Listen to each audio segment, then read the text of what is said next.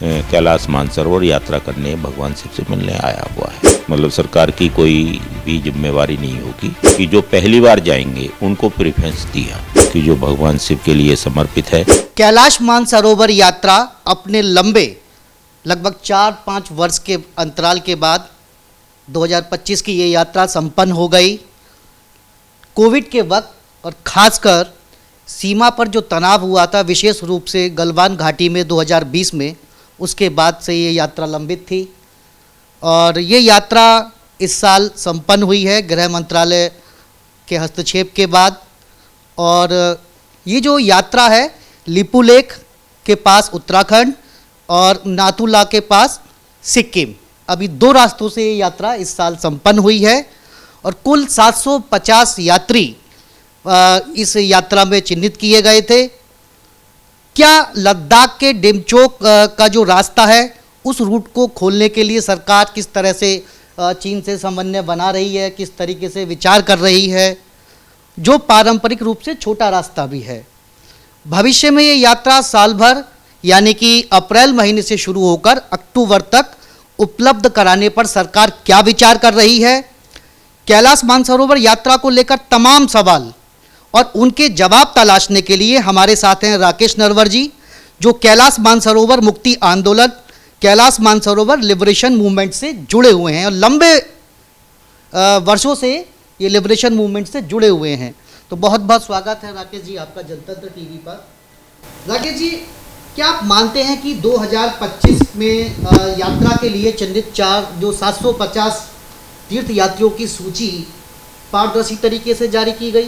हाँ बिल्कुल, उसमें हमें भी बुलाया गया था, उपस्थित थे हम। जब विदेश राज्य मंत्री जी ने ड्रॉ निकाला तो इसमें किसी तरह की कोई भी गड़बड़ नहीं हुई थी। हम लोगों ने भी भरा था और जो लोग पहले से जाते रहे उन्होंने भी भरा था। इवन जो कैलाश मानसरोवर भवन के जो यूपी सरकार से जिनको उपाध्यक्ष के रूप में स्वागत समिति का उपाध्यक्ष बनाया हुआ था उन्होंने भी भरा था, उनका भी नहीं आया था। बहुत पारदर्शी से कोई भी एक भी आदमी की उसमें कोई हेरा फेरी नहीं हुई। अच्छा, क्या असफल जो आवेदक हैं उनको अगले वर्ष प्राथमिकता दी जानी चाहिए? नहीं, अब के सरकार ने एक काम किया था कि जो लोग कैलाश मानसरोवर जा चुके हैं तो उनको अब के प्रेफरेंस नहीं दिया गया कि जो पहली बार जाएंगे उनको प्रेफरेंस दिया। पहले ऐसा होता था कोई भी भर दीजिए, जिसका ड्रॉ से आ जाता था वो चला जाता था, तो अब के नए लोग ज़्यादा गए। तो क्या इस बार भी प्रक्रिया में कोई तकनीकी खराबी या जैसे पहले भेदभाव की शिकायतें आती थी, तो क्या वो शिकायतें या ऐसी प्राथमिकी कुछ दर्ज की गई हैं? नहीं, अब क्या नहीं हुई हैं।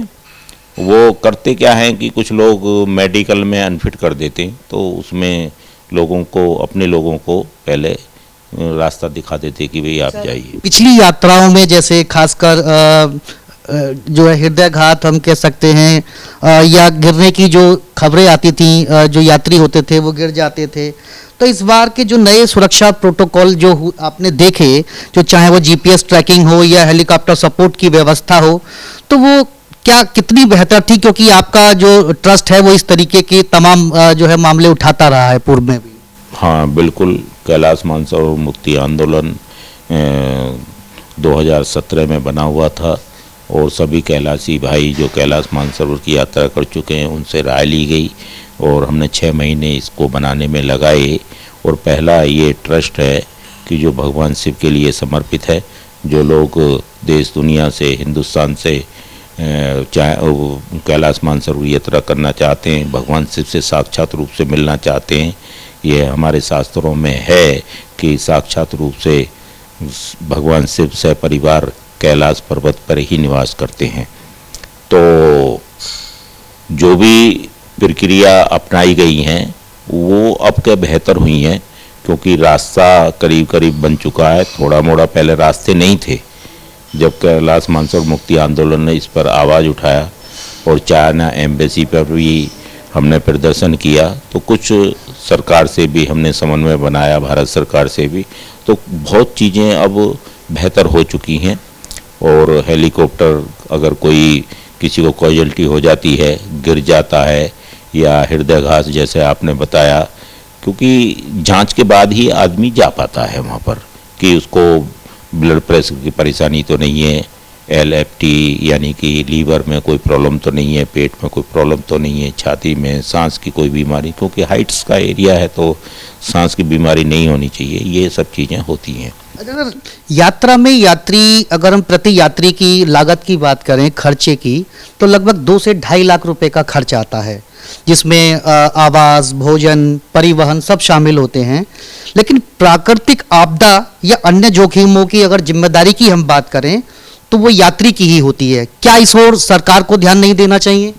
नहीं, बिल्कुल देना चाहिए। जब सरकार ले जाती है, यात्रा करा रही है, तो उसकी जिम्मेवारी बननी चाहिए, लेकिन अभी कोई जिम्मेवारी नहीं है।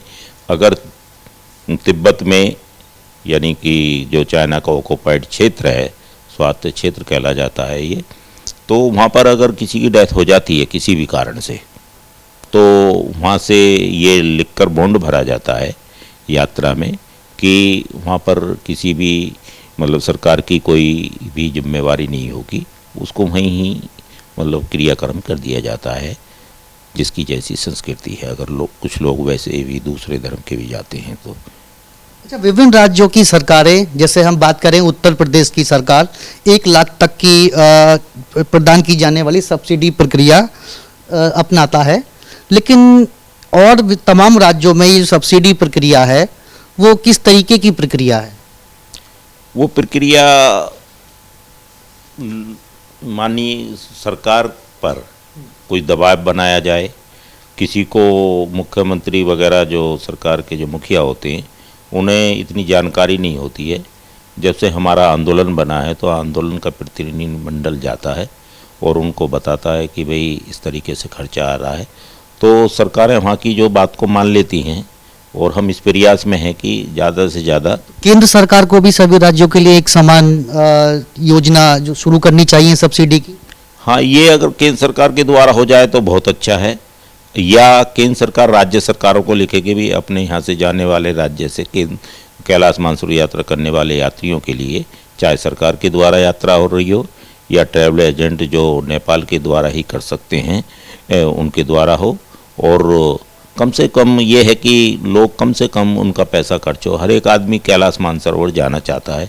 लिपू लेक और नाथुला मार्गों पर जो सड़क, पुल या आवास, जो तमाम जो सुविधाएं हैं मूलभूत, वो बीपीआरओ द्वारा आप देखते हैं कितना हो पाया है वहाँ?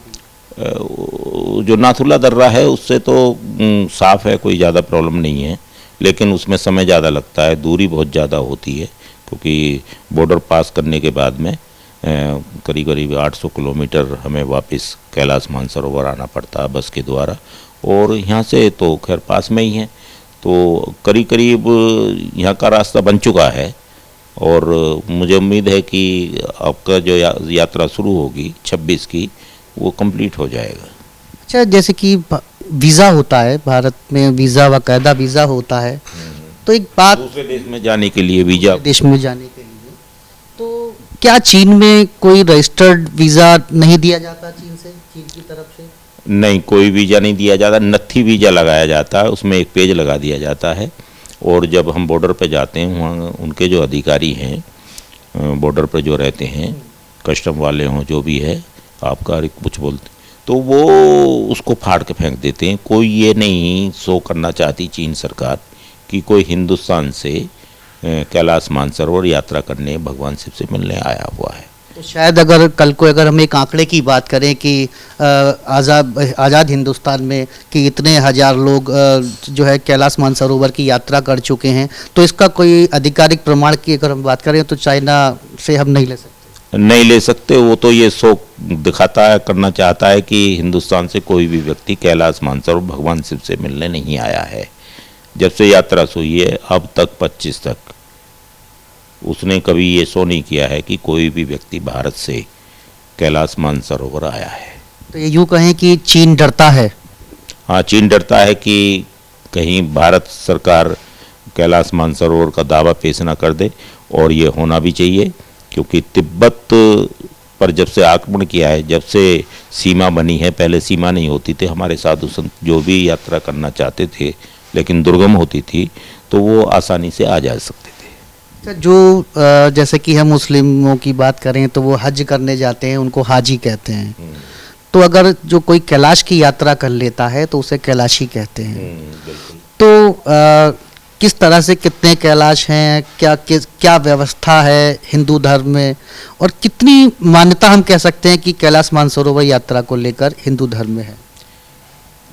कैलाश पर्वत की वो महत्व है कि इसको पृथ्वी का केंद्र माना जाता है और जितनी भी सकारात्मक ऊर्जा है जो इस ब्रह्मांड में है वो कैलाश मानसरोवर से ही जाती है, क्योंकि भगवान शिव वहाँ साक्षात रूप से अपने परिवार के साथ रहते हैं और भगवान शिव इतने भोले हैं कि सबको अपने चैतन्य से पूरी दुनिया को सराबोर करते हैं, उन पर अपने आशीर्वाद की वर्षा करते हैं। पूरी जो एनर्जी है वो कैलाश मानसरोवर से ही जाती है। लेकिन चीन इसको आधिकारिक प्रमाणिकता नहीं देता है। आधिकारिक नहीं देता है, लेकिन जो साइंटिफिक रूप से है वो यही माना गया है। और बहुत लोग कैलाश पर्वत पर चढ़ाई करने की कोशिश करी, इससे ज़्यादा ऊंचे भी पर्वत हैं, लेकिन उस पर लोग जाते हैं, चढ़ते हैं, विजय पताका फहराते हैं। लेकिन यहाँ पर अभी तक एक सिर्फ बौद्ध भिक्षु थे, बहुत पुराने समय की बात है, वो चढ़ पाए, अन्यथा कोई कैलाश पर्वत पर नहीं चढ़ पाया है। और बहुत कोशिश करी है देश दुनिया के लोगों ने कि वो हवाई जहाज़ से या हेलीकॉप्टर से भी गए हैं, लेकिन हेलीकॉप्टर भी वहाँ पर उतर नहीं सकता, या हवाई जहाज़ ये चीन ने भी कर रखा है कि कैलाश पर्वत के ऊपर से अलग से जा सकता है, कोई भी हवाई जहाज उसकी पीक से नहीं जा सकता। जैसा कि इसलिए कर रखा है कि वहाँ शक्ति का भंडार है, ऐसा ना हो कि कोई दुर्घटना ना हो जाए। जैसा कि मैंने आपसे अभी प्रश्न किया था कि लिपू लेक और नाथुला मार्ग पर ये अभी यात्रा सुगम तरीके से हुई, और क्या भविष्य में लद्दाख के डिमचोक रूट को खोलने पर कोई सरकार विचार कर रही है? इसमें हमने दिया है, वहाँ से भी दिया है, लद्दाख से भी। खासकर गलवान में वो जो संघर्ष हुआ था 2020 में, उसके बाद से। हाँ, इसका अभी कोई आधिकारिक सरकार की तरफ से कोई अभी उत्तर नहीं आया है। हमने मांग रखी है, हिमाचल प्रदेश से भी एक रास्ता है और गलवान की तरफ से भी एक रास्ता है, दूसरा माना के ऊपर से भी एक रास्ता है कि ये सभी रास्ते खोले जाएं। कुछ दिन पहले जब तो उन्होंने भी मांग रखी थी कि कैलाश मानसरोवर की यात्रा जम्मू कश्मीर से भी शुरू की जाए, कश्मीर से भी। ये जो भविष्य में ये यात्रा जो महीनों में होती है कि अप्रैल से लेकर अक्टूबर तक उपलब्ध हो, इस पर आपकी फाउंडेशन की तरफ से कोई मांग रखी गई हो, या सरकार भी साल भर ये सुविधा, यात्रा की सुविधा जो अक्टूबर तक कराने जा रही है, इस तरीके कोई रूट मैप पर कोई बात हुई कि इस रोड मैप पर कि सरकार आने वाले समय में साल भर ये यात्रा उपलब्ध करा सके? अभी ऐसा तो नहीं है, क्योंकि वहाँ पर जब ठंड का मौसम आता है तो बर्फ़ बहुत जम जाती है, वो संभव अभी नहीं है। क्योंकि अगर हमारे देश में ही होता तो हो सकता है कि ट्रेन के द्वारा अंडरग्राउंड बना करके यात्रा हो सकती थी, लेकिन क्योंकि दूसरा देश है तो उसमें कठिनाई तो है ही। तो आप मानते हैं कि चीन के साथ जो राजनयिक संबंध हैं अभी उस स्तर पर, व्यापक स्तर पर नहीं है, शायद यही वजह है कि कई बार कैलाश मानसरोवर यात्रा को रोकना पड़ता है? हाँ, वो यात्रा की कोविड की वजह से रुक गई थी, और फिर जो गलवान की वजह कुछ से। राजनयिक संबंधों में खटास भी है। अब जब से प्रधानमंत्री गए उन पर उम्मीद है कि अच्छा सकारात्मक उत्तर आएगा, और इसमें हमारा आंदोलन भी लगा हुआ है, और आंदोलन दूसरे देशों में भी इस बात को लोगों के लिए तैयार कर रहा है कि वो अपनी आवाज़ अब उठाने लगे हैं। अभी पिछले कुछ दिनों में जब समिट वहाँ हुई थी, प्रधानमंत्री कई देशों के राष्ट्रपति वगैरह आए थे, तो हमारे एक अंतर्राष्ट्रीय अध्यक्ष हैं डॉक्टर अनिल जैन, जो कैलाश मानसरोवर की यात्रा पर पहली बार योग करके आए थे, और प्रधानमंत्री जी के साथ डेलीगेशन में वो गए थे जहाँ समिट हो रही थी। वो वीडियो हमारे पास है, हम आपको देंगे कि उन्होंने चीन में घुस करके जहाँ समिट हो रही थी, कई देशों के राष्ट्र अध्यक्ष थे, वहाँ पर उन्होंने बोला है कि कैलाश मानसरोवर मुक्ति आंदोलन कितना बढ़िया काम कर रहा है, और आने जाने के लिए वीज़ा फ्री होना चाहिए, बेरोक टोक हम जा सकें, क्योंकि भगवान के पास जाने के लिए किस चीज़ की रोक टोक होनी चाहिए। जहाँ तक मुझे याद है कि आपका जो फाउंडेशन है कैलाश मुक्ति आंदोलन, ये देश में पहला आपका फाउंडेशन था, तो देश क्या में, उस वक्त पूरी दुनिया में ही पूरी दुनिया में पहला एक आपका फाउंडेशन था, तो उस वक्त क्या सोच आपकी रही कि कैलाश मुक्ति आंदोलन इसका नाम देना? हाँ, ऐसा हुआ कि मैं बचपन से ही सामाजिक उनसे जुड़ा रहा। जंतर मंतर पे भी हमने आंदोलन किए, तो थोड़ा सामाजिक रूप से, आध्यात्मिक रूप से मैं शुरू से ही जुड़ा रहा हूँ। कई तरह के योग वगैरह भी मैंने किए हैं। तो मैं थोड़े दिन के लिए भारत तिब्बत सहयोग मंच से जुड़ा, तो वहाँ पर मुझे ये महसूस हुआ, भारत तिब्बत सहयोग मंच को इंद्रेश जी चलाते हैं, तो मुझे ये महसूस हुआ कि भाई हम तिब्बत के लिए बिना बात की जाया व्यक्त कर रहे हैं, क्योंकि चाहे ना कम से कम तिब्बत में भगवान से रहते हैं, कैलाश पर्वत पर रहते हैं, मानसरोवर वहाँ है, हमारे शास्त्रों में कितना वर्णन है, तो क्यों ना कैलाश पर्वत की मांग उठाई जाए और उसके लिए देश भर में आंदोलन चलाया जाए। और ये सोच कर के कि अब मोदी जी की सरकार है, हिंदूवादी सरकार है, हमारे लिए कुछ करेगी, तो चाइना से वो समन्वय पैदा करे और कुछ ना कुछ एक सकारात्मक जो है निर्णय लिया जाए, जिससे कि हम सब लोग बेरोक टोक होकर के खुशी के साथ नाचते गाते कैलाश मानसरोवर जाएं, उसकी परिक्रमा करें, भगवान को हम नमन करें और सकारात्मक ऊर्जा, भगवान का आशीर्वाद लेकर के वापस आएं। जैसे इस बार डेलीगेशन गया, 750 लोग थे, क्या उम्मीद करते हैं कि सरकार आने वाले समय में ये डेलीगेशन बढ़ाकर 15 डेलीगेशन तक करे, ताकि हज़ारों लोग वहाँ जा सकें, दर्शन कर सकें? हाँ, संख्या बढ़ानी चाहिए इनको जो है, और जैसे रास्ता करीब करीब सुगम हो जाएगा और रोड बन गई है, थोड़ा मोड़ा पैच रह रहा है, तो उम्मीद है कि ज़्यादा लोग जा पाएंगे। यहाँ से नहीं जा पाते हैं तो फिर नेपाल के द्वारा लोग जाते हैं काफ़ी। और शायद उसके लिए जो नेपाल में निजी टूर ऑपरेटर हैं उनके साथ समन्वय भी बढ़ाया जाना चाहिए। हाँ बिल्कुल, बल्कि नेपाल के द्वारा क्यों, हमारे जो ट्रैवल एजेंट हैं उनको भी अनुमति देनी चाहिए। ऐसा मतलब विदेश मंत्रालय, वहाँ के विदेश मंत्रालय से समन्वय बनाए और ज़्यादा से ज़्यादा लोग जाएं। और दूसरा जो वीज़ा है इसको फ्री कर देना चाहिए, कि जैसे कि कुछ सरकार को बनाना चाहिए वो गलियारा एक, जिससे कि हम रोक टोक चले जाएं और भगवान शिव के दर्शन करिए। क्या परेशानी है इसमें? तो कुछ है नहीं, भगवान को तो दर्शन करने में नहीं रोक टोक होनी चाहिए। तो बहुत बहुत शुक्रिया राकेश जी, आपने जनतंत्र टीवी को समय दिया। तो ये थे हमारे साथ राकेश नरवर जी, जो लंबे समय से कैलाश मानसरोवर लिबरेशन मूवमेंट से जुड़े हुए हैं, कैलाश मुक्ति आंदोलन फाउंडेशन चला रहे हैं।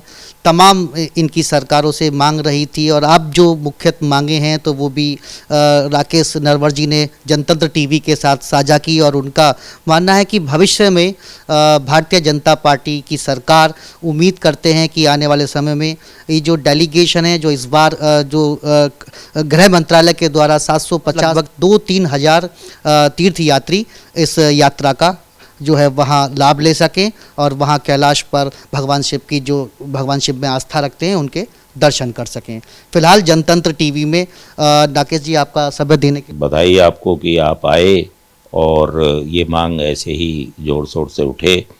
और जब तक मीडिया साथ होगा तो मैं समझता हूँ कि बहुत जल्दी ये काम हो जाएगा और उनको भी सद्बुद्धि आएगी, चाइना को भी, कि भाई भगवान को तो कम से कम दर्शन करने दो। बस मैं आपका सबका जनतंत्र टीवी का बहुत स्वागत करता हूँ, बधाई देता हूँ कि ये बहुत तेज़ी के साथ आगे बढ़े और लोगों के बीच में एक बढ़िया नेटवर्क स्थापित करे पूरे देश में। शुक्रिया।